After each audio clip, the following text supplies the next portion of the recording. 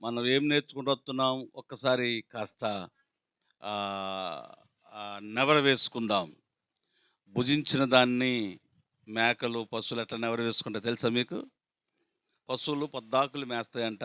ఇంటికొచ్చి నెవరు వేస్తాయి. ఎందుకు చెప్పండి? దాన్ని దాన్ని అంటే మెత్తగా నవ్వడానికి, నవిలి మంచిగా జీర్ణం చేసుకోవడానికి. మేకలు కూడా అంతే కదా! మేకలు కూడా అంతే. మరి మనం కూడా అంతే. ఆమేన్. హల్లెలూయా! మనం వింటున్న ప్రతి మాటను దానిని ధ్యానిస్తుండాల. దాన్ని బైబిల్ భాష ఏమని చెబుతుంటే ధ్యానించమని చెబుతుంది. దివారాత్రములు ధ్యానించువాడు ధన్యుడు అని వాక్యం చలవిస్తూ ఉంది. అందుకనే పశువులు మేకలు నెవర వేసుకున్నట్లుగా మనం దేవుని వాక్యాన్ని ధ్యానిస్తూ ఉండాలి. మనం ఏమి నేర్చుకుంటున్నాం అనేది దేవుడు బిడ్డ నువ్వేం నేర్చుకున్నావు అని అంటే మనం ఎప్పుడైనా చెప్పగలిగేలా ఉండాలి. దేవుని స్తోత్రం కలుగును గాక. ఎప్పుడైనా చెప్పగలిగేలా ఉండాలి. ఒకవేళ దుష్టుడు బైబిల్ని చింపివేయవచ్చు, దుష్టుడు బైబిల్ని కాల్చివేయవచ్చు, పుస్తకాలను కాల్చివేయవచ్చు, ఇంకా మొబైల్ ఫోన్స్ని పలగొట్టవచ్చు, ఇంకా మన సౌండ్ సిస్టాన్ని పలగొట్టవచ్చు. కానీ హృదయం అనే పలక మీద వ్రాయబడిన ప్రతి అక్షరము అది ఎవడో చెడిపోయా నేరడు. దేవునికి స్తోత్రం. హల్లెలూయా. హృదయం అనే పలక మీద వ్రాయబడిన ప్రతి అక్షరమును ఎవరును చెరిపివేయ నేరరు. అందుకనే మనకి హృదయం అనే పలక మీద వాటిని ముద్రించుకోవాలి అని దేవుని వాక్యము చలవిస్తూ ఉంది. ఎక్కడంట? హృదయం అనే పలక మీద వీటిని రాసుకోవాలంట. అందుకనే హృదయం అనే పలక మీద రాసుకుంటే ఎప్పుడు మనకి జ్ఞాపకం ఉంటుంది. ఇక్కడున్నది ఏమంటే పోతుంది. కానీ ఇక్కడ రాసుకున్నాం అనుకోండి, ఎప్పుడు మన నోరు దేవుని వాక్యాన్నే ఉచ్చరిస్తూ ఉంటుంది. ఆమేన్. హల్లెలూయా. అందుకనే హృదయం నిండా ఏముండాలట? దేవుని వాక్యమే ఉండాలి. హృదయం నిండా దేవుని వాక్యం ఉంటే నోరు ఎప్పుడు దేవుని వాక్యమనే పలుకుతూ ఉంటుంది. అది తప్ప ఇంకేరేది ఉన్నా అదే పలుకుతుంది. దేవునికి స్తోత్రం కలుగును గాక. లూకా సువార్తలో నుండి పరిశుద్ధాత్మ దేవుడు మనతో మాట్లాడబోతూ ఉన్నాడు. లూకా సువార్త 8వ అధ్యాయములో ఈరోజు మనం నేర్చుకోబోతున్న దయ్యము ఏంటంటే కొన్ని కుటుంబాలలో ఏం జరుగుతుందంటే మనం ఎంత చేసినా డబ్బులు మన చేతిలో కనిపించవు. ఎక్కడ వేసిన గొంగడి అక్కడే అంటారు కదా. ఎంత చేసినా మనకి డబ్బులు కనిపించవు. చిల్లిబడిన సంచులు చిల్లరేసినట్లుగానే ఉంటుంది కొన్ని సంసారాలు, కొన్ని జీవితాలు అలా ఉంటాయి. దీనికి కారణం ఏంటంటే అది కూడా దెయ్యమే. ఆమేన్. అది కూడా దెయ్యమే. ఈరోజు చెప్తే నేను మాట ఏంటంటే ప్రతి కుటుంబాలలో చాలా సంపాదిస్తాము కానీ వస్త్రహీనులుగా మార్చబడతాం. చాలా సంపాదిస్తాము కానీ సరైన బట్టలు కూడా సరైన లేని పరిస్థితిని అనుభవిస్తాం. చాలా ఉంటుంది, డబ్బు ఉంటుంది, కానీ వస్త్రహీనులుగా దయ్యం మారుస్తుంది. మన కుటుంబాలలో చాలా సింపిరితనాన్ని తీసుకొచ్చేది దయ్యం. ఇది వస్త్రహీనతను తీసుకొచ్చే దయ్యాన్ని గురించి ఈరోజు మనం మాట్లాడుకుంటున్నాం. దేవునికి స్తోత్రం కలుగును గాక. నేను ప్రతి మాట దయ్యాల గురించే మాట్లాడతాను, ఎందుకంటే మన సబ్జెక్టుగా అదే కనుక మీకు అర్థమయ్యే ఎన్ని రకాల దయ్యాల కుటుంబాలను పాడు చేస్తాయో అది మీకు అర్థం కావడం కోసం మీకు నేను ఏరే సబ్జెక్ట్ చెప్పడం ఇష్టం లేకనే మన కుటుంబాలలో ఎన్ని రకాలుగా దయ్యం మనల్ని పాడు చేస్తుందో, ఎన్ని రకాలుగా మన కుటుంబాలను ఇబ్బంది పెడుతుందో అవన్నీ మీకు అర్థం కావడం కోసమే నేను ఈ దయ్యాల గురించి నేర్పిస్తూ ఉన్నాను. దేవునికి స్తోత్రం కలుగును గాక. మనకి లూకా సువార్త 8వ అధ్యాయములో చక్కని మాట రాయబడి ఉంటుంది. 26వ వచన భాగాన్ని మనము జాగ్రత్తగా చూసినట్లయితే, ఆయన ఒడ్డున దిగినప్పుడు దయ్యము పట్టిన ఆ ఊరు వాడొకడు ఆయన ఎదురుగా వచ్చి, వాడు బహుకాలము నుండి బట్టలు కట్టుకొనక, ఇది బాగా గమనించండి, బహుకాలము నుండి బట్టలు కట్టుకొనక. నేను చెప్పింది వస్త్రహీనులుగా మార్చేది దయ్యం అని చెప్తున్నాను కదా మీకు. ఆమేన్. హల్లెలూయా. ఎంతకాలం నుండి అంట? బహుకాలము నుండి వాడు బట్టలు కట్టుకోవటం లేదంట. ఎందుకు? వాడిలో ఉన్న దయ్యము వాడిని బట్టలు కట్టుకోనివ్వట్లేదు. అంటే అంటే నీట్‌గా ఉండాలనే ఆలోచన రాదు. చాలాసార్లు దేవుని వాక్యము మనకి నేర్పిస్తున్న మాట ఏందంటే, అనుకోయగలిగిన స్వస్థ బుద్ధి గలవారై ఉండాలట స్త్రీలు. ఆమేన్, హల్లెలూయా. మనము ఊరి ప్రయాణానికి ఎట్ట వెళ్తామో మందిరానికి అలా వెళ్ళాలా, నీట్‌గా వెళ్ళాలా మందిరానికి. చాలా మంచిగా వెళ్ళాలి, ఊరికి వెళ్తున్నట్టుగానే ఉండాలా. మనం పత్తి చేలో పత్తి తీయడానికి పోయినట్టుగా ఉండకూడదు. హల్లెలూయా. పత్తి చేలో పత్తి తీయటానికి పోయినట్టుగా ఉండకూడదు దేవుని మందిరానికి వెళ్తున్నప్పుడు. ఎలాగంటే మనం ఏమనుకుంటామంటే ఊర్లో ఉన్న వాళ్ళము ఒక గంట సేపే కదా, ఈ గంట సేపు కోసం పట్టు చీర కట్టుకొని మంచి పెట్టెలో పెట్టిన బట్టలు తీసుకొని కట్టుకొని పోవడం ఎంత అవసరమా? ఏదో గంట సేపు కోసం అవసరమా అని ఎట్లా పడితే అట్లా కనీసం తల కూడా దూసుకోవడానికి కూడా అవకాశం ఇవ్వం మనం. మన దేవుడు సింపురుతనానికి గురి చేశాడా? చెప్తారా హల్లెలూయా? మన దేవుడు సింపురుతనంగా ఉండమని చెప్పాడా? ఉన్న దాంట్లోనే నీట్‌గా ఉండాలి, ఉన్న దాంట్లో దేవునికి మహిమార్థమై ఉండాలి, మనల్ని చూసిన వారు ఆశ్చర్యపోవాలి, అలా ఉండాలి మనం. మన ఇంట్లో ఏముంది, డబుల్ కాట్ మంచాలు ఉన్నాయి, ఏసీ గదులు ఉన్నాయని ఎవరు చూడరు. మనం వెళ్తున్నప్పుడు మనల్ని చూసిన వారే దేవునికి మహిమ కలిగేలాగా ఉంటారు. దేవునికి మహిమ కలుగునుగాక. దేవుని స్తుతిస్తూ ఉంటారు. అదే యేసుప్రభు ఇలా ఉంటారా?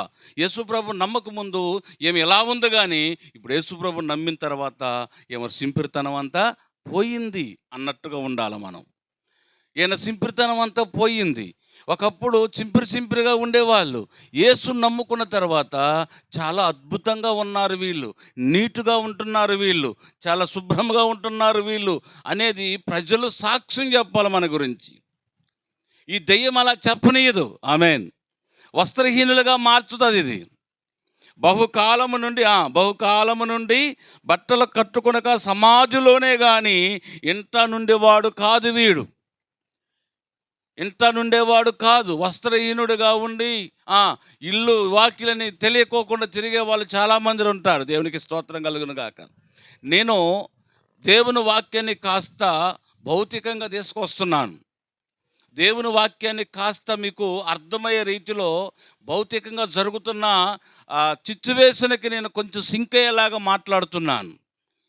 ఇప్పుడు వస్త్రహీనుడిగా మార్చడమే కాకుండా కుటుంబాన్ని పట్టించుకోకుండా తిరిగే కుటుంబ యజమానులు చాలామంది ఉంటారు. కుటుంబాన్ని పట్టించుకోకుండా, కుటుంబంలో ఏం జరుగుతుందో తెలుసుకోకుండా వారి ఇష్టానుసారంగా తిరుగుచు, లోకానుసారంగా తిరుగుచు, వారికి నచ్చినట్టు బ్రతికే వాళ్ళు చాలామంది ఉంటున్నారు. ఇలా ఉండడానికి ముఖ్య కారణం ఏంటంటే వారు కాదు కానీ వారిని నడిపిస్తున్న దయ్యం.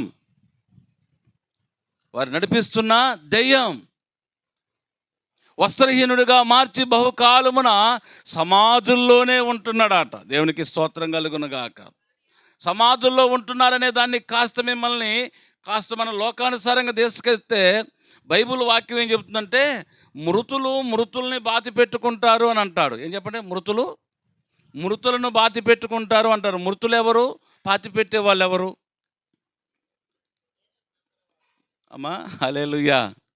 మృతులంట ఎవరిని బాధ పెడతంట? మృతులను బాధ పెడతంట.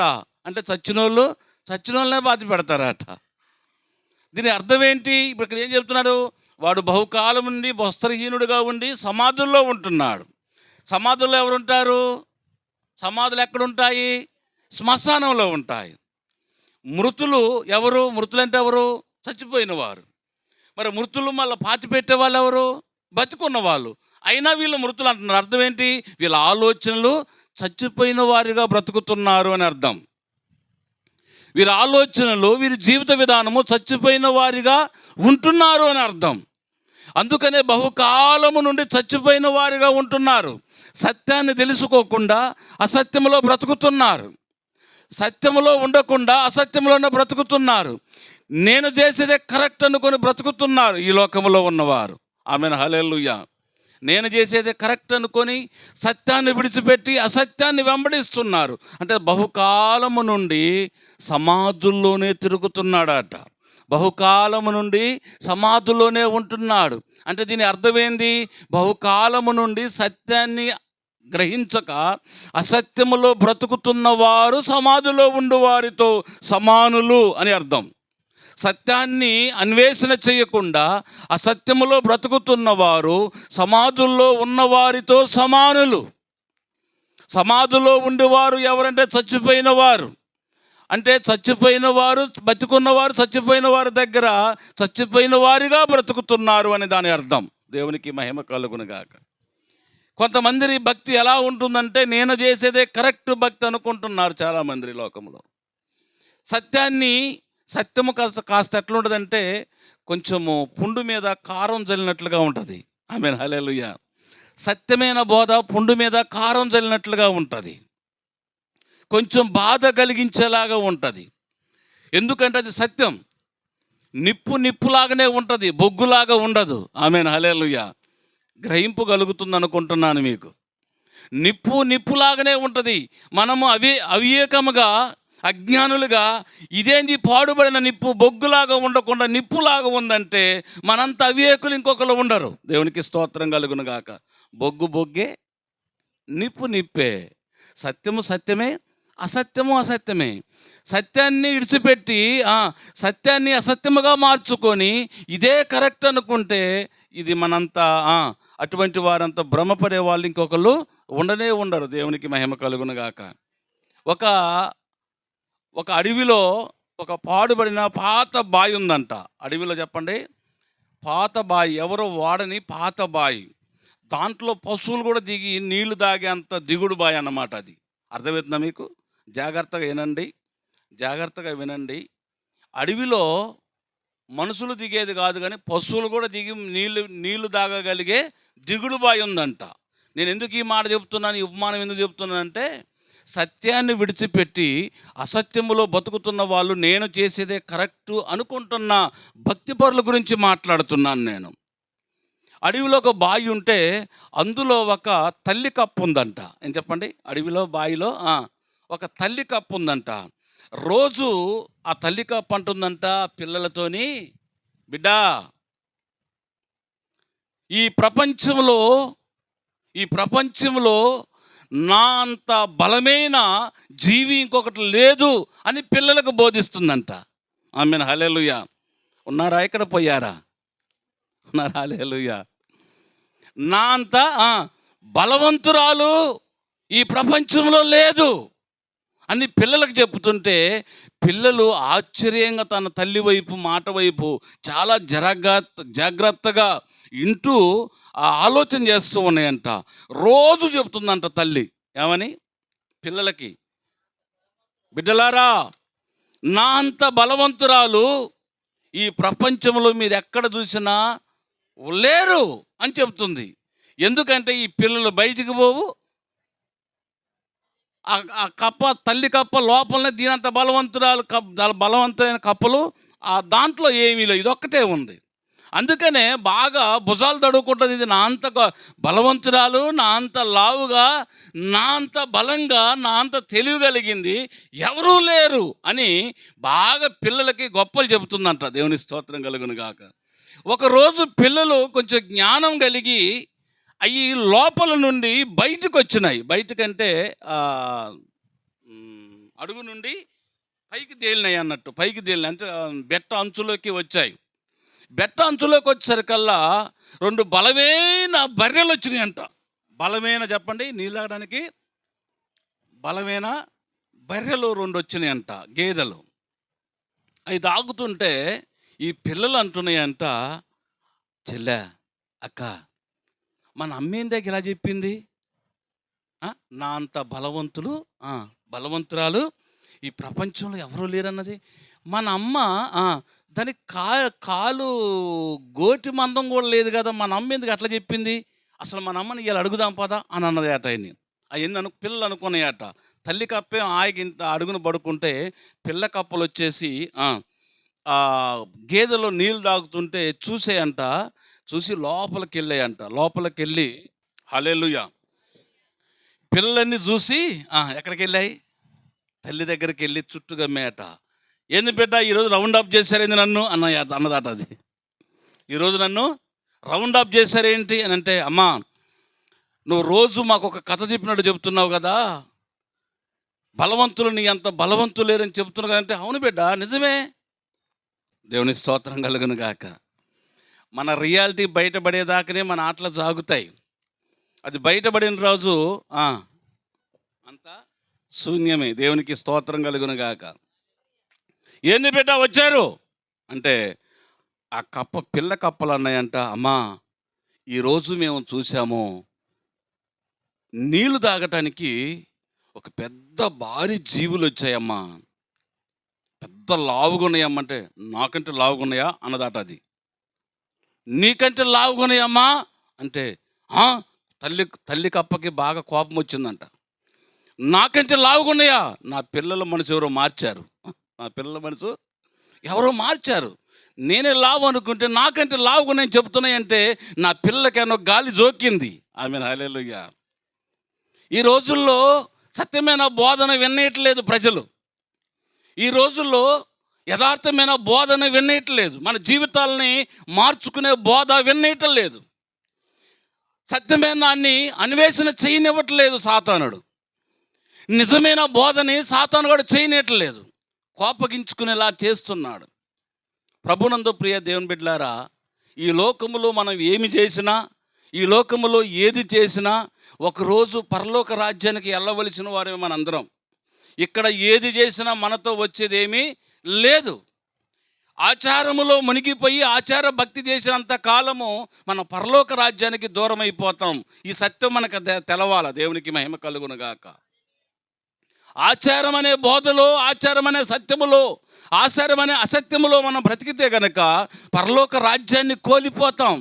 ఇంత బతుకు ఇంటెనక చచ్చినట్లుగా ఇంతగానో మనం దేవుణ్ణి నమ్ముకొని ఇన్ని వారాలు ప్రార్థనకి వెళ్ళి ఎంతగానో ఉపవాసాలుండి బాప్తీసాలు పొందుకొని సత్యాన్ని అన్వేషించుకోకుండా చచ్చిపోతే పరలోక రాజ్యానికి ఎలా వెళ్తాము?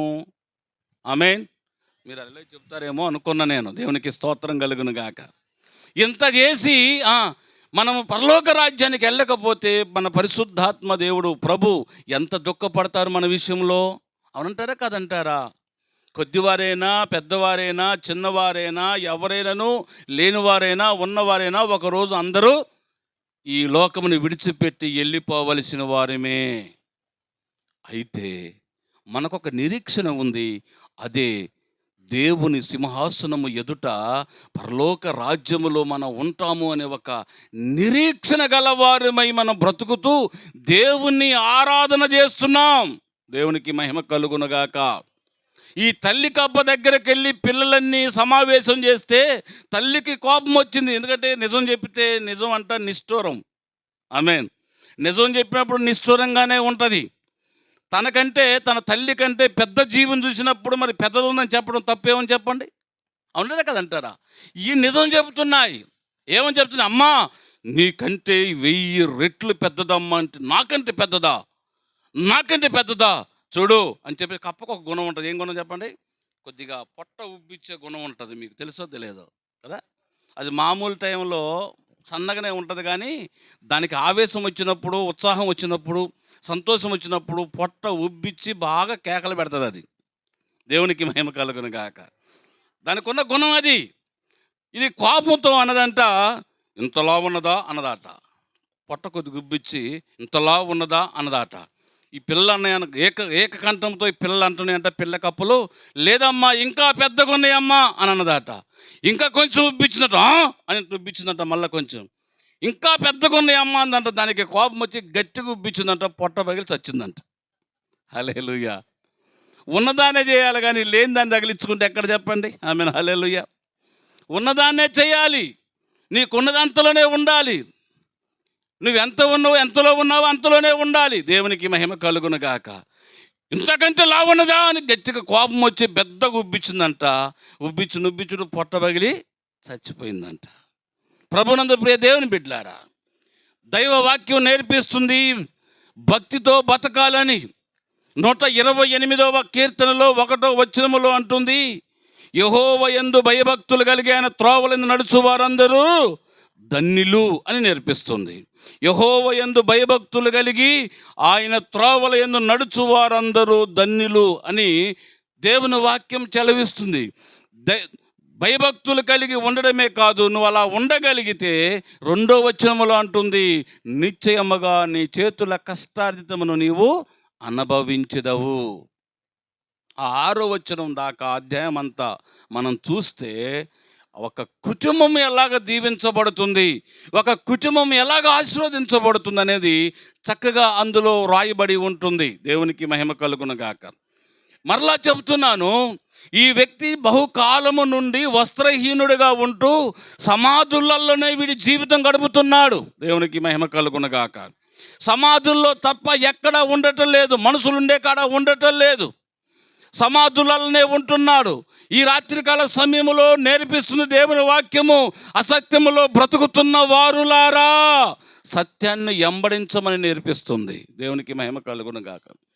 అబద్ధములో బ్రతుకుతున్న వారులారా నిజము తెలుసుకోమని నేర్పిస్తుంది దేవుని వాక్యం.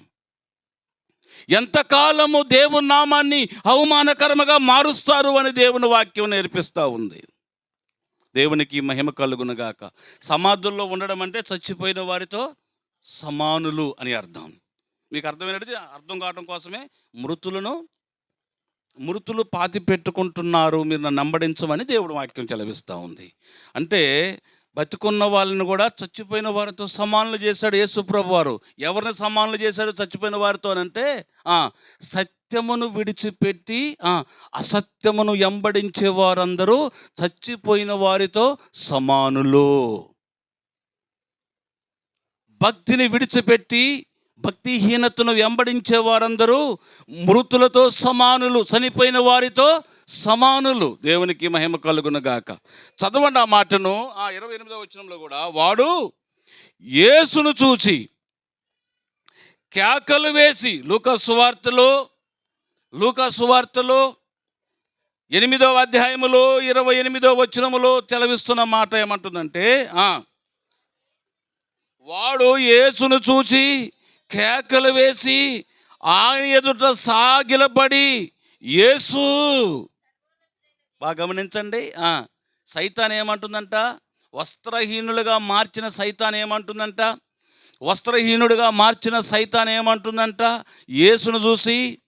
యేసును చూసి సాగిలపడి అంటే మీకు అర్థమైందా? బోర్ల పడుకొని, సాగిలపట్టండి చెప్పండి, బొక్క బోర్ల పడుకొని స్పష్టంగా నమస్కారం చేయడం దీని అర్థం. దేవునికి మహిమ కలుగునుగాక. సాగిలపడి ఏమంటుంది, యేసు సర్వోన్నతుడైన దేవుని కుమారుడా, నాతో నీకేమి, నన్ను బాధపరచకమని కేకలు వేశాడట. దేవునికి స్తోత్రం కలుగునుగాక. యేసు ప్రభుని చూసి కేకలు వేస్తున్నట్ట, యేసు మాతో నీకేమి పని అయ్యా, మమ్మల్ని బాధపరచమాకు, నన్ను బాధపరచమాకు. ఒక సమయం వచ్చుద్ది, భక్తిహీనత తొలగిపోయే సమయం వస్తుంది, అది మనం గమనించాలి. ఆచారం విడిచిపెట్టే సమయం వస్తుంది, దాన్ని గమనించాలి. దేవునికి మహిమ కలుగునుగాక. దాన్ని గమనించకుండా ఇక నూతిలో పడ్డ కప్పలాగానే ఉన్నామనుకోండి, మనకు రావలసిన జీవ కిరీటము దూరం అయిపోతుంది, మనకు రావలసిన దయా కిరీటము దూరం అయిపోతుంది, దేవునితో ఉండవలసిన గొప్ప భాగ్యాన్ని కోల్పోతాం. దేవుడు అది చూడటం లేదు. ఆయనతో కలిసి ఉండాలని యోహాను సువార్తలో చక్కని మాట రాయబడి ఉంటుంది. ఆయనతో కలిసి ఉండాలని, ఆయనతో కలిసి జీవించాలని, నేను మీ కొరకు స్థలాన్ని సిద్ధపరచడానికి వెళుతున్నాను, లేని ఎడల మీకు చెబుతాను అంటుంది. యోహాను సువార్త 14వ అధ్యాయంలో 2వ వచన భాగంలో అనుకుంటాలో ఉంటుంది. అందులో, నా తండ్రి ఇంట అనేక నివాసాలు ఉన్నాయి, లేని ఎడల నేను మీతో చెప్పుదును. ఆమేన్, హల్లెలూయా. ఇప్పుడు చెప్పండి, గట్టిగా స్తోత్రం చెప్పండి. ఇప్పుడు యేసు ప్రభు వారు వచ్చి మనకి హితబోధ చేసి భక్తి మార్గాన్ని చూపించి మనం ఎలా బ్రతకాలో నేర్పించి ఎలాగ భక్తిని అన్వేషించాలో నేర్పించి, సత్యాన్ని ఎలాగ మనం అన్వేషణ చేయాలో నేర్పించి, భక్తిలో ఎలా నిలబడాలో నేర్పించి, ఆయన మన పాప క్షమాపణ నిమిత్తము తన రక్తమును సిందించి రక్షణ భాగ్యాన్ని మనకు అనుగ్రహించి ఆయన వెళ్ళిపోతూ అంటున్నాడు, నేను మీ కొరకు స్థలాన్ని సిద్ధం చేస్తాను అని అన్నాడు. ఆమేన్, హల్లెలూయా. నా తండ్రి ఇంట అనేకమైన నివాసాలు ఉన్నాయి, మీకు రిజిస్ట్రేషన్ చేయడానికి నేను ముందుగా వెళ్తున్నాను, మీ కొరకు స్థలాన్ని బుక్ చేయడానికి వెళ్తున్నాను నేను. దేవునికి మహిమ కలుగునుగాక. దేవుని దగ్గరికి వెళ్ళాడట, ఇప్పుడు స్థలాన్ని సిద్ధం చేశాడట. మరి అందులో ఉండాలంటే మనం ఏం చేయాలా? మనకి ఫ్లాట్ సిద్ధం చేసి ఉంచాడు యేసు ప్రభుల వారు. మనం పోయి ఇది నాదని గట్టి పెట్టుకోవాల్సిన అవసరము లేదు, ఇది నాదని ఆపుకోవాల్సిన అవసరము లేదు.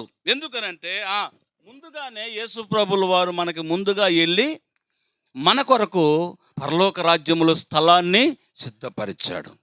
ఆ స్థలములో ఉండడానికి, ఆ నివాస స్థలములో ఉండడానికి మనము అర్హులమా అనర్హులమా అనేది మనల్ని మనం పరీక్ష చేసుకోవాలి. ఈ పరీక్ష జరగాలంటే ఏం చేయాలంటే సమాధుల్లో ఉండేవారిగా ఉండకూడదు. దీని అర్థం దేవునికి మహిమ కలుగునుగాక. సమాధుల్లో బహుకాలము నుండి సమాధుల్లో కానీ ఇక ఎక్కడ ఉండేవాడు కాదు అని నేర్పిస్తుంది దేవుని వాక్యం. సమాధుల్లో ఉండేవారు అంటే సత్యాన్ని విడిచిపెట్టి అసత్యాన్ని వెంబడించేవారు, భక్తిని విడిచిపెట్టి భక్తిహీనతలో బ్రతుకుతున్నవారు, వీళ్ళందరూ మృతులతో సమానులు అని నేర్పిస్తుంది. అంటే మృతులతో సమానులైన వారికి ఏమున్నదంట? పరలోక రాజ్యములో ఆ స్థానాన్ని కోల్పోతారు. ఆమేన్, హల్లెలూయా. బాప్తిస్మం ఉండాలి, దేవునితో సహవాసం ఉండాలి, సంఘంతో సహవాసం ఉండాలి, మన భక్తిలో బ్రతుకుతూ ఉండాలి, నిత్యము ప్రార్థన చేసుకుంటూ మన జీవితాన్ని మార్చుకుంటూ నేర్చుకుంటూ ఉండాలి. ఇవన్నీ జరుగుతుంటే పరలోక రాజ్యములో నీ కొరకు సిద్ధపరిచిన స్థలములో ఆయన ఒక మంచి ఇల్లు నీ కొరకు సిద్ధం చేస్తాడు. దేవునికి మహిమ కలుగునుగాక. ఈ దయ్యం అంటుంది, వస్త్రహీనుడిగా మార్చిన దయ్యం అంటుంది, యేసును చూసి స్పష్టంగా నమస్కారం చేస్తూ, యేసు సర్వోన్నతుడైన దేవుని కుమారుడా, నాతో నీకేమి పని అని అంటుంది. దేవుని స్తోత్రం కలుగును గాక. 9వ వచనం అంటాడు, 29వ వచనంలో, ఏలి అనగా ఆయన ఈ మనసును విడిచి ఎలుపలికి రమ్ము అని ఆ అపవిత్ర ఆత్మకు ఆజ్ఞాపించును. అది అనేక పర్యాయములు వాణ్ణి పట్టుచు వచ్చును గనుక వాణ్ణి గొలుసులతోనూ కాళ్ళ సంఖ్యలతోనూ కట్టి కావలయందుంచిరి గాని వాడు బంధకములు తెంపగా దెయ్యము వానిని అడవిలోనికి తోలుకొని పోయెను. దేవునికి స్తోత్రం కలుగును గాక.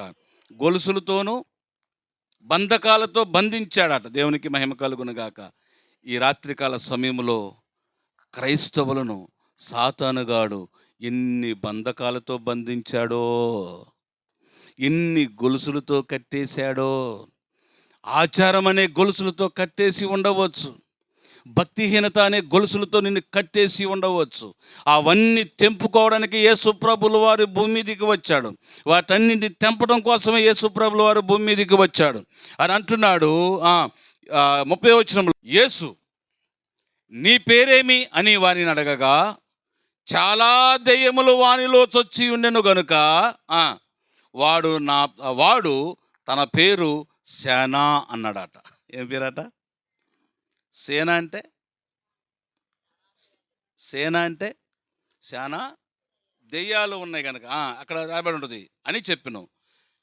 పాతాళములోనికి పోవుటకు తమకు ఆజ్ఞాపించవద్దని ఆయన వేడుకునేను. పాతాళములోకి నన్ను పంపియొద్దని యేసు ప్రభుని వేడుకుంటే పో అనగానే యాడిపోయినంట. అక్కడ విస్తారమైన పందుల మంద, 32వ వచనంలో, విస్తారమైన పందుల మంద కొండ మీద మేయుచుండెను కనుక వాటిలో చొచ్చుటకు తమకు సెలవిమ్మని ఆయన వేడుకునగా ఆయన సెలవిచ్చును.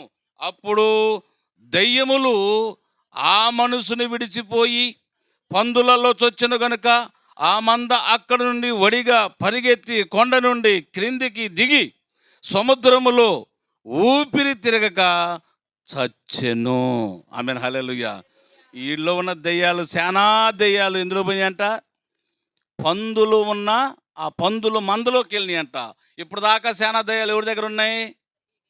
ఒక్కడి దగ్గరే ఉన్నాయంట శానా దయ్యాలు. ఇప్పుడు ఈ శానా దయ్యాలు కాస్త ఎక్కడ పోయినాయంట? చానా పందుల మందు ఉంటే ఆ శానా దెయ్యాలు పోయి పందుల మందులో జ్వరపడ్డాయట. దేవుని స్తోత్రం.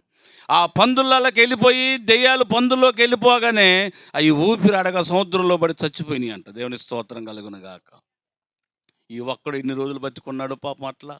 ఎట్ట బతికున్నాడో అన్ని దెయ్యాలు లోపబెట్టుకొని కుటుంబాలలో ఎన్ని దెయ్యాలు ఇలా తిరుగుతున్నాయి. ఆమెను హల్లెలూయా. శాంతి సమాధానం లేకుండా, నెమ్మది లేకుండా, నువ్వు సంపాదిస్తున్న ఆస్తిని నీకు దక్కకుండా చేస్తూ, అనారోగ్యం పాలు చేస్తూ, నువ్వు సంపాదిస్తున్న ఆ కష్టారితాన్ని నీవు అనుభవించకుండా ఎన్నిసార్లు నిన్ను కృంగదీసి ఉండవచ్చు. ఆమెను హల్లెలూయా. ఇవన్నీ ఏదనుకున్నారు? అది దెయ్యమే.